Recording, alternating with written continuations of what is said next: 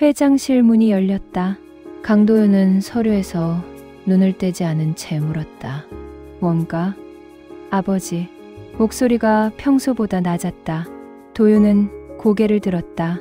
딸 서아가 서 있었다. 검은색 정장 차림이었지만 어딘가 다른 사람처럼 보였다. 눈빛이 달랐다. 전 회사 그만두고 결혼하려고 해요. 펜을 놓는 소리가 방 안을 채웠다. 도윤은 천천히 등받이에 몸을 기댔다. 누구랑? 민준호라는 사람이에요. 종로에서 시계 공방을 운영하고 있어요. 시계 공방? 도윤은 미간을 좁혔다. 라테홀딩스 후계자가 할 말이 아니었다. 서아는 서울대 경영학과를 수석 졸업했고 MBA까지 마쳤다. 회사 임원들도 그녀를 차기 주자로 점찍고 있었다. 브랜드는? 없어요. 학벌은 중요하지 않아요, 아버지. 중요하지 않다고? 도윤의 목소리가 낮게 깔렸다.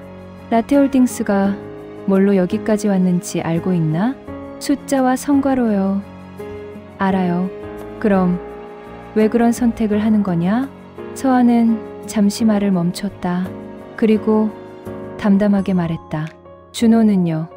고장난 것도 끝까지 고치는 사람이에요. 아버지처럼 버리지 않아요. 그 말이 도윤의 가슴에 박혔다. 하지만 그는 표정을 바꾸지 않았다. 나가봐라. 아버지. 나가. 서아는 더 이상 말하지 않았다. 회장실 문이 닫혔다. 도윤은 창밖을 바라봤다. 서울 전경이 펼쳐져 있었다. 그가 일군 세계였다. 숫자로 증명할 수 있는 세계. 하지만 그 순간 딸의 마지막 말이 계속 맴돌았다.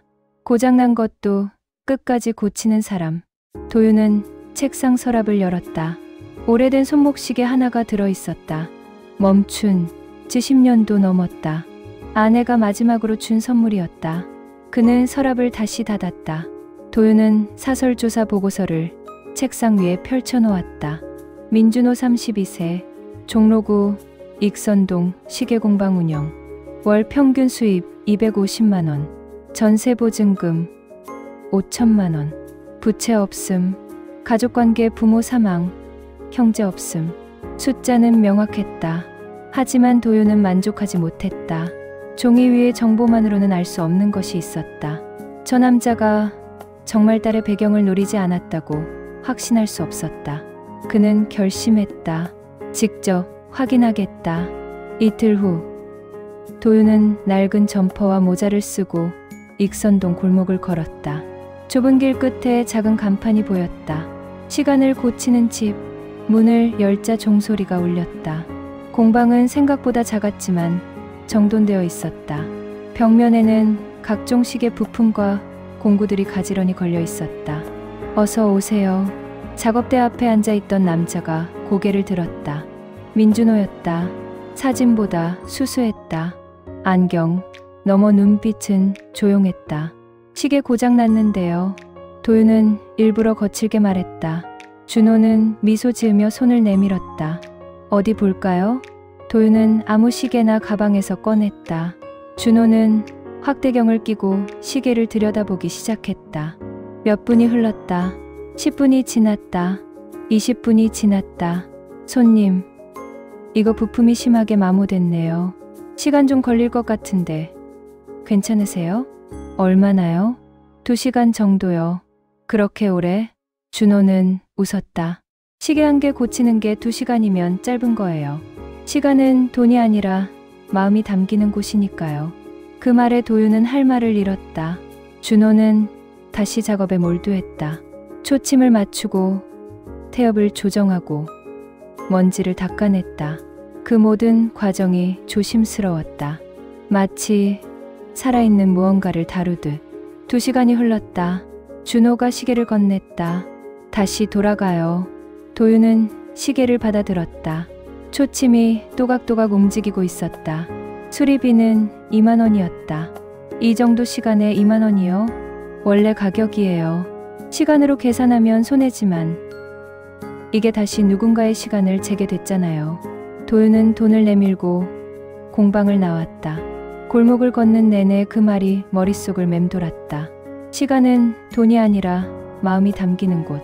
집으로 돌아왔을 때 서아가 거실에 있었다. 두 사람은 눈도 마주치지 않았다.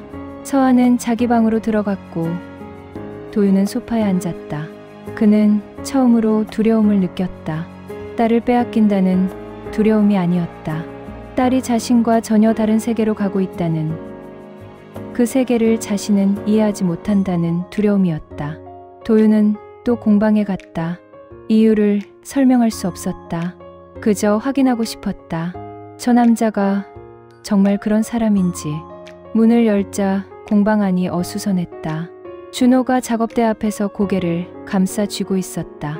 그 옆에 할아버지 한 분이 서 계셨다. 정말 안 되는 거예요? 할아버지의 목소리가 떨렸다. 준호는 손에 든 시계를 내려다봤다. 부품을 구할 수가 없어요. 이 모델은 30년 전 거라 죄송합니다. 할아버지는 고개를 끄덕이고 돌아섰다. 그 뒷모습이 무너져 내리는 것처럼 보였다. 도윤은 구석에 서서 그 장면을 지켜봤다. 할아버지가 나간 뒤 준호는 한참 동안 시계를 들여다봤다. 그리고 갑자기 서랍을 뒤지기 시작했다. 부품 상자를 쏟아내고 오래된 시계들을 분해했다. 도윤은 그 모습을 말없이 지켜봤다. 시간이 흘렀다. 해가 지고 어두워졌다. 준호는 불을 켜고 계속 작업했다. 도윤은 떠나지 못했다. 다음 날 아침, 도윤은 또 공방 앞에 있었다. 문이 열리고 할아버지가 들어왔다. 준호는 눈이 충혈된 채 미소 지으며 시계를 내밀었다. 다시 돌아가요. 할아버지는 시계를 받아들고 멈췄다. 초침이 움직이고 있었다. 그는 시계를 가슴에 안았다. 그리고 울기 시작했다. 고맙습니다. 정말 고맙습니다. 괜찮으세요? 이게 마누라가 마지막으로 준 거예요. 돌아가시기 한 달 전에. 준호는 아무 말도 하지 않았다. 할아버지는 계속 울었다. 도윤은 구석에서 그 장면을 지켜봤다. 가슴 한편이 무너져 내리는 것 같았다. 할아버지가 나간 뒤 준호는 작업대에 엎드렸다. 도윤은 그제야 다가갔다. 부품은 어떻게 구한 겁니까? 준호는 고개를 들었다. 그리고 웃었다. 제 스승님 시계를 분해했어요.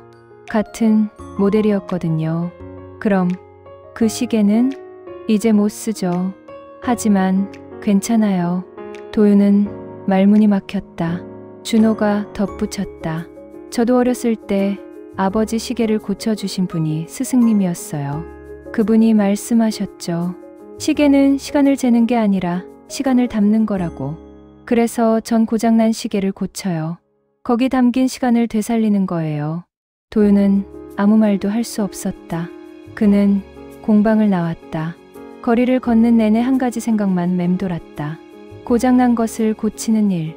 서아는 단순히 사랑한 게 아니었다. 철학을 선택한 것이었다. 돈으로 살 수 없는, 숫자로 증명할 수 없는 세계를. 그리고 도윤은 처음으로 의문을 품었다. 자신이 평생 쌓아온 것들이 정말 가치 있는 것이었을까? 도윤은 공방 문 앞에 섰다. 이번엔 변장하지 않았다. 정장 차림 그대로였다. 문을 열자 준호가 고개를 들었다. 그는 도윤을 알아봤다.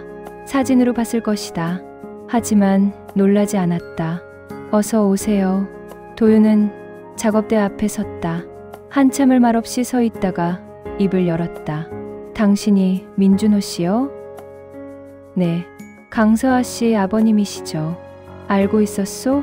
처음 오셨을 때부터요. 서아한테 사진 본 적 있어서. 도윤은 당황했다. 준호는 조용히 웃었다. 그래도 제대로 인사는 처음이네요. 반갑습니다. 준호가 손을 내밀었다. 도윤은 잠시 망설이다 악수했다. 준호의 손은 거칠었다. 오랜 시간 무언가를 고쳐온 손이었다. 왜 말하지 않았소? 확인하고 싶으셨을 것 같아서요. 제가 어떤 사람인지. 도윤은 할 말을 잃었다. 준호가 이어서 말했다. 서아는 제 인생의 시간 중 가장 빛나는 순간입니다. 그걸 아버님께 증명하고 싶었어요. 말이 아니라 제 모습으로요.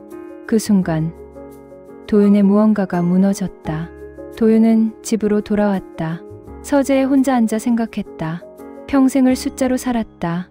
매출, 이익, 성과, 모든 게 명확했다. 증명 가능했다. 하지만 딸의 눈빛은 증명할 수 없었다. 준호를 바라볼 때 그 눈에 담긴 빛은 어떤 숫자로도 설명되지 않았다. 도윤은 서랍을 열었다. 멈춘 시계가 여전히 거기 있었다. 아내가 준 마지막 선물. 그는 그걸 10년 넘게 방치했다. 고칠 생각도 하지 않았다. 고장난 채로 살아왔구나. 그는 처음으로 깨달았다. 자신도 누군가의 시간 속에서 멈춰 있었다는 것을. 아내를 잃은 뒤 일에만 매달렸다. 성공으로 공허함을 메웠다. 딸과의 시간은 뒷전이었다. 눈물이 흘렀다. 도윤은 얼굴을 감측다. 다음 날 도윤은 서아의 방문을 두드렸다. 들어와도 돼? 서아는 놀란 표정으로 고개를 끄덕였다. 도윤은 천천히 들어가 침대 옆에 앉았다. 서아야. 네, 미안하다. 서아는 눈을 크게 떴다. 도윤은 딸을 바라봤다. 아버지는 성공을 지키느라 가장 소중한 시간을 놓치고 있었어.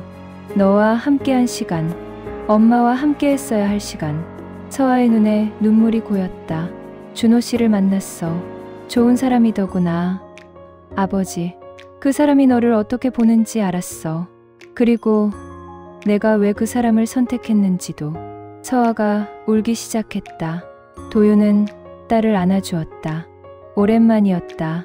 언제 마지막으로 안아줬는지 기억도 나지 않았다. 행복해라. 그게 아버지가 바라는 전부야. 이틀 후 도윤은 비서를 불렀다. 익선동 공방 건물주 연락처 알아내. 무슨 일이십니까? 보증금 문제 해결해줘. 하지만 민준호 씨는 모르게. 어떻게요? 익명, 후원자로. 절대 내 이름 나가면 안 돼. 도윤은 창밖을 바라봤다. 지원하되 간섭하지 않는 것. 그게 자신이 할 수 있는 최선이었다. 샵 CHAPTR 5 새로운 시간 뉴 타임. 상견례 날 도윤은 공방에 도착했다. 준호가 문을 열어주었다. 서아가 그 옆에 서 있었다. 어서 오세요, 아버님. 도윤은 작은 테이블 앞에 앉았다. 준호가 직접 끓인 차를 내왔다. 세 사람은 잠시 말없이 차를 마셨다. 도윤이 먼저 입을 열었다. 두 분한테 할 말이 있어요. 준호와 서아가 그를 바라봤다. 나는 평생 시간을 버는 법만 알았어요. 더 빨리, 더 많이. 그게 성공이라고 믿었죠. 도윤은 잠시 멈췄다. 하지만 두 분을 보면서 알았어요. 진짜 중요한 건 시간을 지키는 거더라고요. 너희 둘이 함께할 시간을. 그는 두 사람 앞에 고개를 숙였다. 너희의 시간을 지켜주고 싶어요. 아버지로서. 그게 내가 할 수 있는 일이라면. 서아가 아버지의 손을 잡았다. 도윤은 처음으로 편안하게 웃었다. 결혼식은 조용했다. 화려한 호텔 대신 작은 한옥마당에서 열렸다. 하객은 많지 않았다. 하지만 모두가 진심으로 축복했다.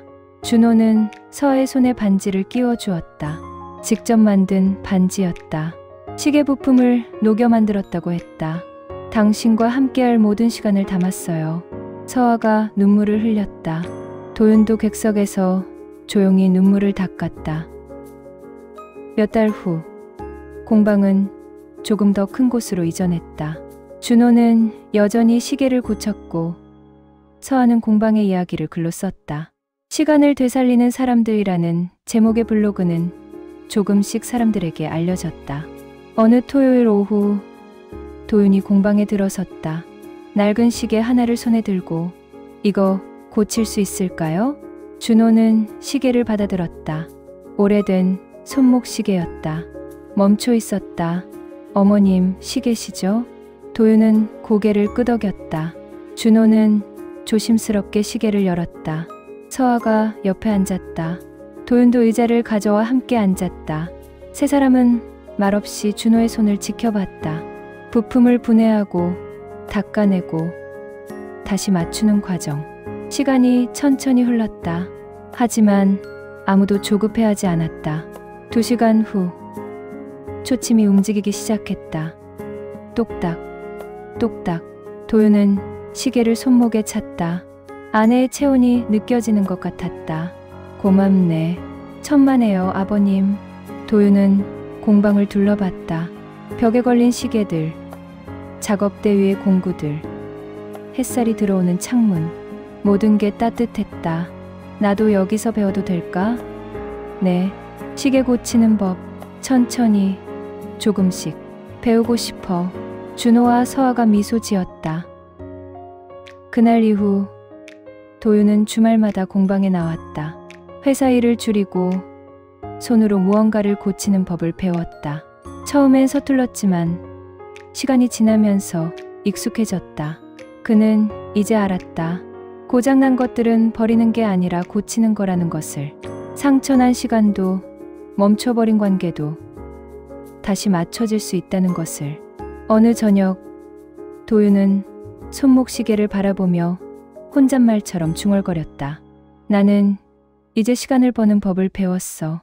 창밖으로 노을이 지고 있었다. 세 사람의 그림자가 공방 안에서 길게 늘어졌다. 시계들의 초침 소리가 조용히 울렸다. 시간은 계속 흘렀다. 하지만 이제는 두렵지 않았다. 함께 걷고 있었으니까.